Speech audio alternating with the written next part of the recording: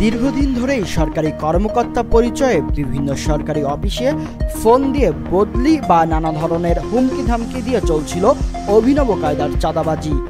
এরই ধারাবাহিকতায় গত 20 এপ্রিল বাংলাদেশ বেতার খুলনার অফিসে কর্মরত সাইদুজ্জামান নামের এক ব্যক্তির ব্যক্তিগত মোবাইল নম্বরে অপরিচিত নাম্বার থেকে কল করে পরিচয় দেওয়া হয় যে বাংলাদেশ বেতার সদর দপ্তরের ঊর্ধ্বতন কর্মকর্তা বলছেন।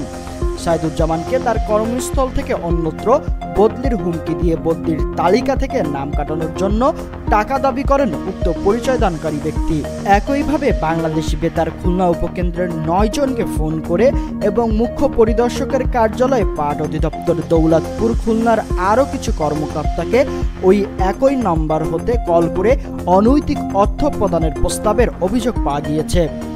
এমনকি তাদের মধ্যে পাট অধিদপ্তর খুলনার মুখ্য পরিদর্শক AM আক্তার হোসেনের নিকট হতে কৌশলে প্রতারণা করে 1,50,000 টাকা হাতিয়ে নেওয়ার সংবাদ পাওয়া যায়। ভুক্তভোগীদের মধ্যে সাইদুজ্জামান এই ঘটনার বিষয়ে পুলিশকে অবগত করলে সোনারাঙ্গা মডেল থানা পুলিশ উক্ত ঘটনার বিষয়ে অনুসন্ধান শুরু করেন।